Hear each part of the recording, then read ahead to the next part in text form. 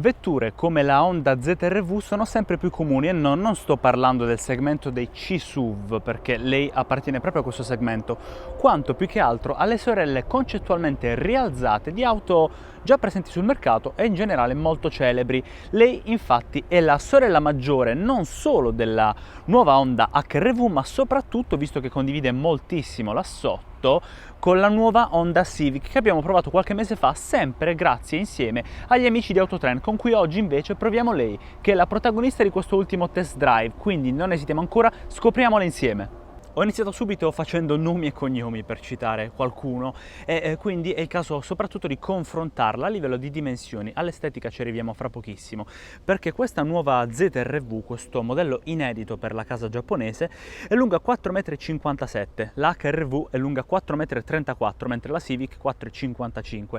La larghezza di ZR-V è di 1,84 m contro 1,79 m della HR-V e 1,80 m della Civic, con un'altezza di 1,62 m, quindi più alta dell'HR-V che arriva a 1,58 e ben più alta del 1,41 m della Honda Civic. Il suo passo ve lo faccio vedere nella vista laterale, è di 2,65 m ed è proprio da qui che voglio partire per l'analisi estetica di questo nuovo SUV, di questo nuovo C-SUV, anzi, by Honda, perché ha una linea piuttosto dinamica, abbastanza muscolosa, soprattutto se notiamo il posteriore piuttosto spiovente, con questa spalla bella pronunciata e questo gioco di ombre che la rende visivamente ben piantata al suolo, e appunto un look piuttosto convenzionale per quanto riguarda il laterale di quello che è a tutti gli effetti un SUV molto più vicino ai canoni estetici europei e comunque occidentali rispetto al passato delle auto tipicamente asiatiche di Honda. Nel frontale, qui ve la devo fare una domanda, perché non so a voi, ma a me almeno i fari, almeno a primo impatto, dalle prime immagini,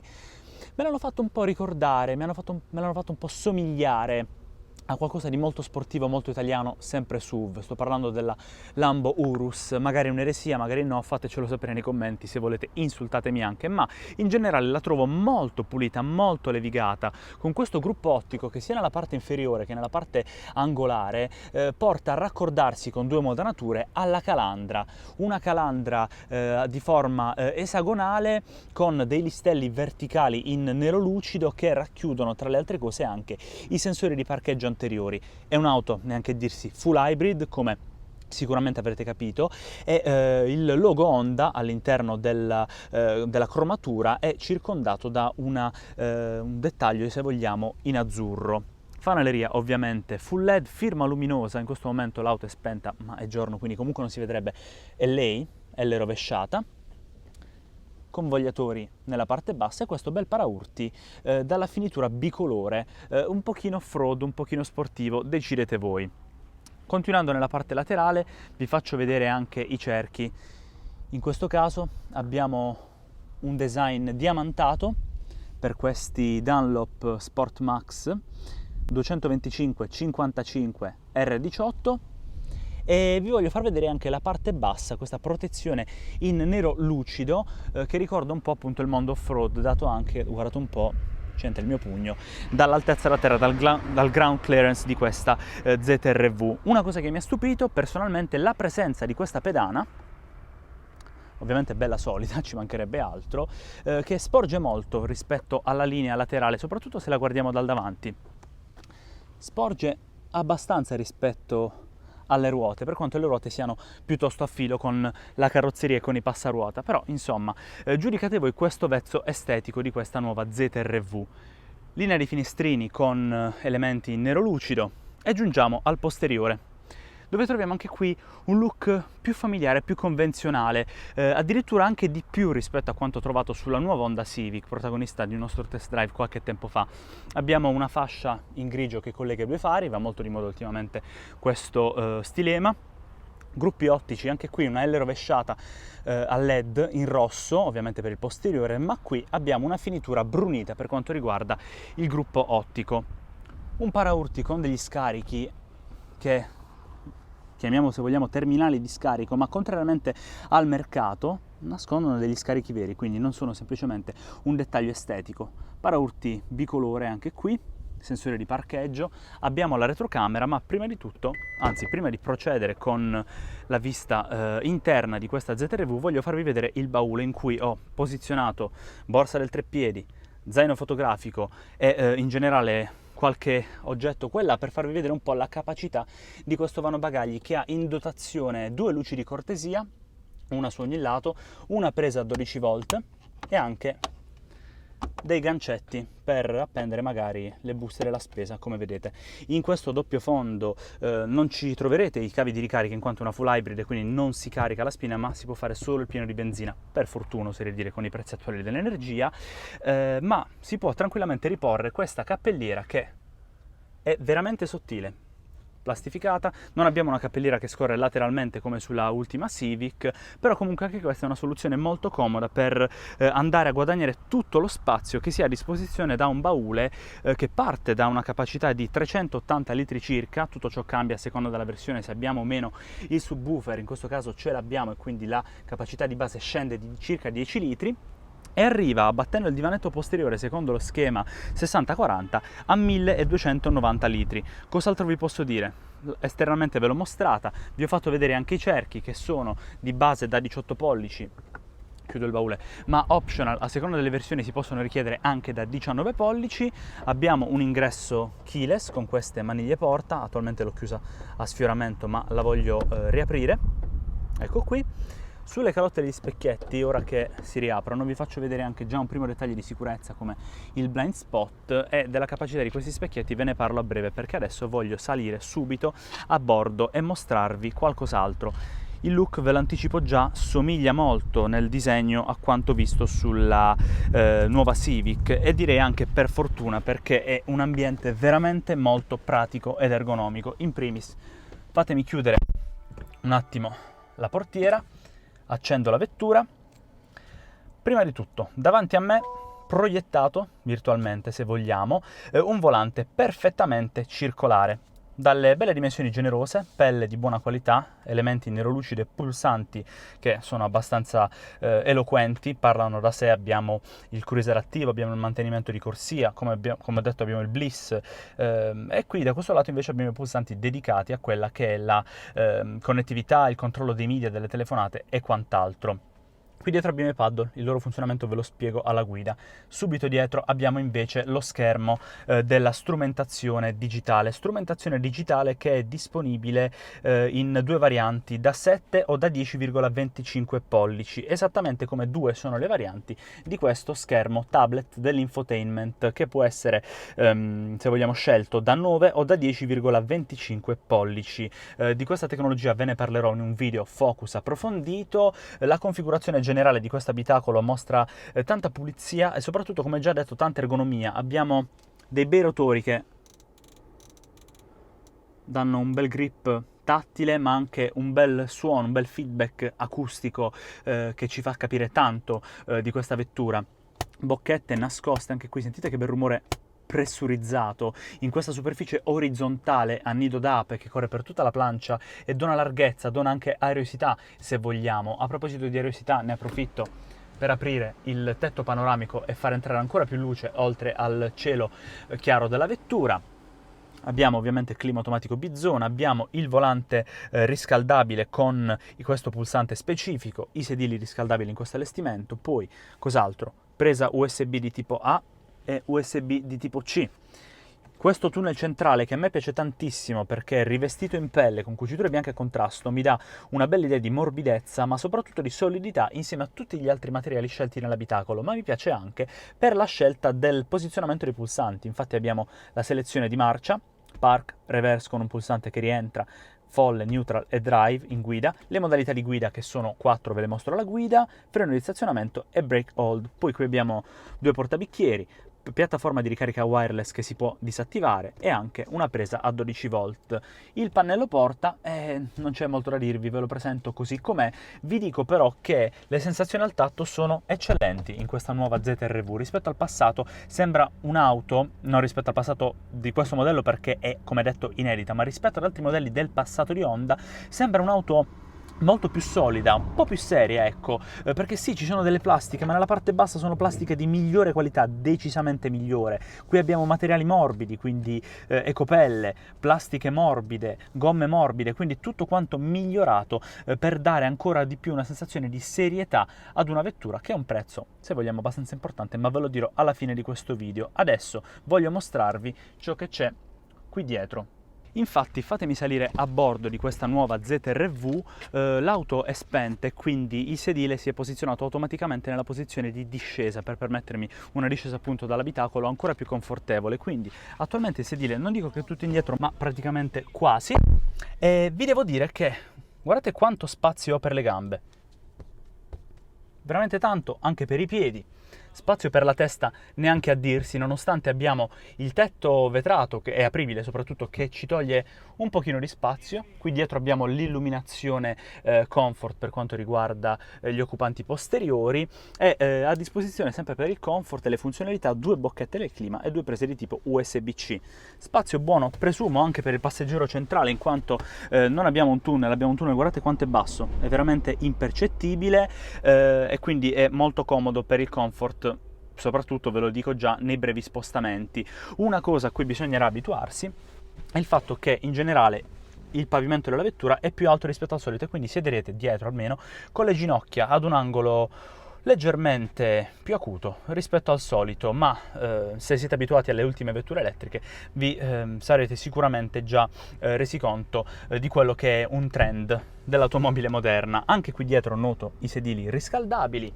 Qui tra l'altro abbiamo un bracciolo portaoggetti, anzi un bracciolo con 2 portabicchieri. Non mi resta altro da fare che mettere in moto, anche se in realtà l'auto è già in moto, l'avevo semplicemente lasciata in modalità EV, e spiegarvi qualcosa sulla sua meccanica, sulla sua tecnologia, ma soprattutto sulla sua dinamica di guida. Finalmente alla guida, quindi la prima domanda è: come si sta a bordo in marcia della nuova Honda ZR-V? Beh, ve lo devo dire, la triangolazione tra sedile, pedaliere e volante mi ha ricordato molto l'impostazione di guida trovata sulla nuova Honda Civic, quindi piuttosto piacevole, un buon compromesso, perché sulla Civic si stava seduti piuttosto in basso in quanto era una fastback. Qui siamo su un SUV di segmento C, ma non siamo seduti neanche troppo in alto, e questo, insieme al baricentro più basso, essendo una full hybrid rispetto ad un'auto a motore termico tradizionale, aumenta di molto la sensazione del piacere di guida, non solo per il comfort, ma anzi soprattutto per il divertimento. Poi della dinamica ve ne parlo a breve. Innanzitutto, cosa scalpita là sotto? Un 2004 cilindri aspirato da circa 140 cavalli per una trazione anteriore, abbinato a 2 motori elettrici, anzi un motore elettrico che fa propriamente muovere le ruote in modalità EV, quindi modalità 100% elettrica, mentre il secondo è più un generatore. Cosa vuol dire? Vuol dire che se alle alte velocità l'auto funziona in modalità ibrida, quindi motore elettrico, motore termico, fanno marciare la vettura insieme per 184 cavalli complessivi, in modalità elettrica o comunque alle basse velocità il motore termico funziona semplicemente da generatore, quindi attraverso questo generatore va a ricaricare il pacco batterie che poi va ad alimentare il motore elettrico. Quindi tanta efficienza, perché appunto in quelle situazioni il motore termico non funziona come un vero e proprio motore, quindi andando a seguire quelli che sono i nostri ritmi di acceleratore, freno, ma funziona con un regime costante di erogazione, semplicemente per andare a creare, a generare energia per il pacco batterie. Questo si ripercuote soprattutto su quelli che sono i consumi. Infatti casa madre dichiara circa 5,7 litri su 100 km. Noi attualmente in questo primo contatto, chilometri percorsi soprattutto in città ma anche qualche tratto in tangenziale, abbiamo registrato dei consumi molto ma molto vicini ai 20 km per litro. Tutto ciò poi è abbinato ad un cambio ECVT, quindi un cambio automatico a variazione continua, che porta con sé inevitabilmente un minimo di effetto trascinamento, il cosiddetto effetto scooter. Ve lo faccio sentire.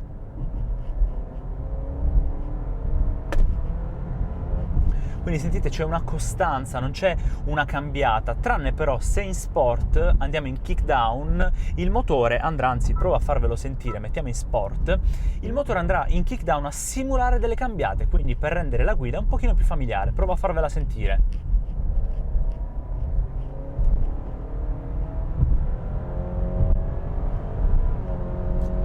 sentite? Dopo un bel po', l'auto è riuscita a farmi sentire quella che è una cambiata, ma è tutto finto, è una simulazione per darci un po' quella sensazione abitudinaria alla guida. Ora però torno un po' più calmo sulle altre modalità, che sono, oltre alla sport, abbiamo normale, Econ, che è quindi quella un po' più economica, un po' più ecologica, in generale parsimoniosa, e c'è anche Neve, che va un po' a gestire la trazione sui fondi un po' più scivolosi, con in generale meno aderenza. Io però voglio tornare su Econ per una maggiore e migliore efficienza di guida, per quanto in sport sia un'auto abbastanza divertente, soprattutto dal punto di vista dell'accelerazione, in quanto è una full hybrid, quindi il motore elettrico aiuta tantissimo in fase di accelerazione. Coppia massima totale 315 Nm, velocità massima oltre i 170 km/h. Su auto del genere non serve di più per divertirsi, visto che comunque non stiamo parlando di una supercar o di un'auto da portare in pista o sui passi di montagna, ma comunque nelle situazioni in cui dobbiamo fare un sorpasso più spedito o in una ripartenza al semaforo, se andiamo con un minimo di fretta, ma sempre, mi raccomando, secondo i limiti di velocità, l'auto non ci lascerà mai sicuramente a bocca asciutta.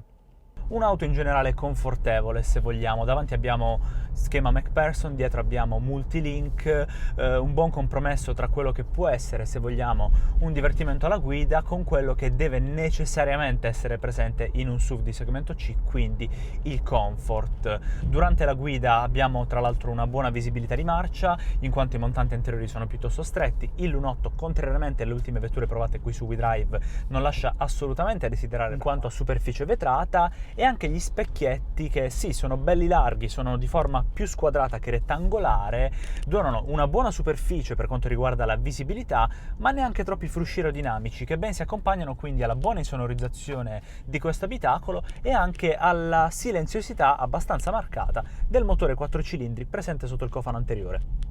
L'assetto di questa ZR-V, come detto, rappresenta un buon compromesso, in quanto l'utilizzo della stessa piattaforma usata sulla Civic permette di affrontare il misto stretto con un pizzico in più di brio rispetto ad un normale C-SUV, e quindi abbiamo un baricentro basso, ma soprattutto un ruolo e un beccheggio più ridotti rispetto alla media di questo segmento. Ma comunque non dimenticatevi che sulla carta e anche nell'effettivo è pur sempre un SUV, e quindi dovete utilizzarlo in quanto tale.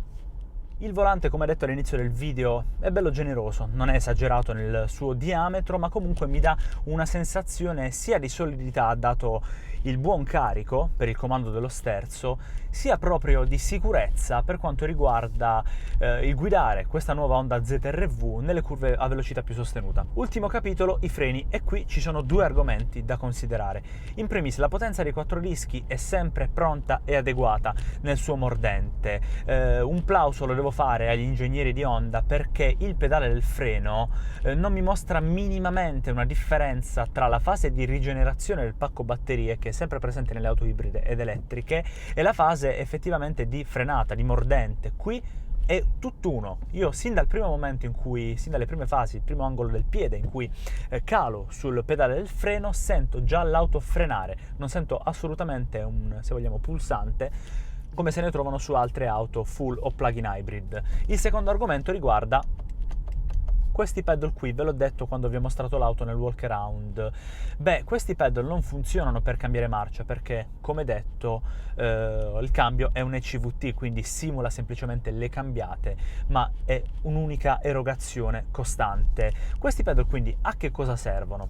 Beh, a regolare i livelli, uno dei 4 livelli di frenata rigenerativa. Col meno l'auto rallenta, quindi frena di più con il suo appunto freno motore, col più il freno motore diminuisce, e tutto ciò è utile per regolarlo nella vita quotidiana, quindi in una condizione di guida normale, in cui semplicemente vogliamo più o meno frenata rigenerativa nel momento in cui alziamo il piede dall'acceleratore, o anche nel misto, magari siamo su dei bei tornanti e in curva non vogliamo ancora usare il freno in staccata, perdonatemi il termine per quanto vi abbia detto che questa è un'auto confortevole, ma vogliamo frenare in maniera diversa, vogliamo rallentare la vettura. Beh, lo possiamo fare premendo gradualmente il paddle dal primo al quarto livello di frenata rigenerativa, e quindi l'auto andrà a rallentare sensibilmente senza che noi tocchiamo il pedale di sinistra.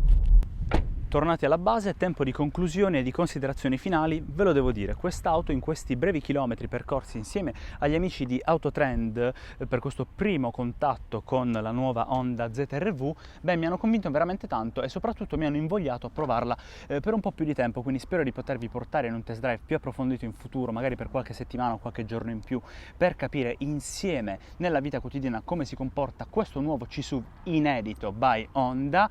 Non mi resta altro da fare che parlarvi degli allestimenti, che sono tre.